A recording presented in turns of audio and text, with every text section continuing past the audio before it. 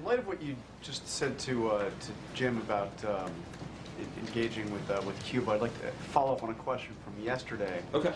That Ed asked you.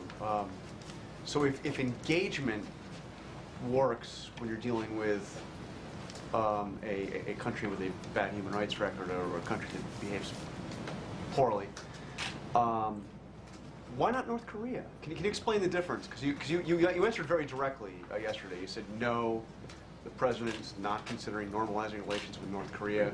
I assume he wouldn't welcome Kim Jong-un to the White House. He wouldn't visit Kim Jong-un. But yeah, so all that's but can you explain why? Given what you just said about how you think that kind of engagement is what works? Well, because the principal concern that's been raised about Cuba is about the deplorable human rights record that the Castro regime has. And for 50 years, or more than 50 years, for 5 decades, there was in place a policy to try to compel the Castro regime to change that record by isolating them. And the fact is that policy failed because the Castro regime remained in power and continued to take steps that oppressed their people. Well, the Kim family's been in power all the time. They have. And the point is that that policy had failed, and it's time for us to try a new strategy to get the Castro regime to better implement policies that don't oppress the basic universal human rights of their people. Our concerns about North Korea's behavior certainly include their deplorable human rights record, but they also include other things too. It includes significant concerns with their nuclear program. It concerns the threatening statements that they've made about their neighbors who happen to be strong allies of the United States of America.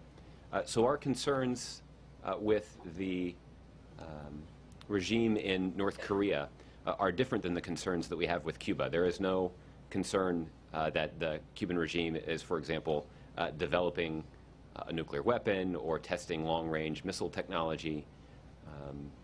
That was, frankly, from a previous era. That era has closed, and that is why we believe that the policy needs to be changed to reflect the fact that that era no longer exists. Do you think this policy of isolation is ultimately going to work with North Korea? Well, I think I understand that the transgressions of North Korea are in many ways qualitatively different than Cuba, but I'm talking about the approach.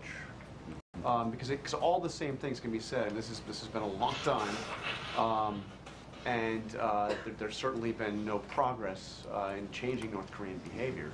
Well, I think there has been. I mean, at the end of the previous administration, there was a move to begin to relax some sanctions in exchange for the North Koreans to take some steps to come into compliance with the international community's concerns about their nuclear weapons program. The North Korean regime walked back from those commitments. So there have been some attempts to at least consider changing our policy toward North Korea. But there's no doubt that that the problem of North Korea poses a rather vexing policy challenge to the United States, but also to the broader international community, particularly our allies that are much closer to North Korea. And the United States continues to stand shoulder to shoulder with the Republic of Korea and Japan as they confront the threat that's posed by North Korea. And on the Sony hack,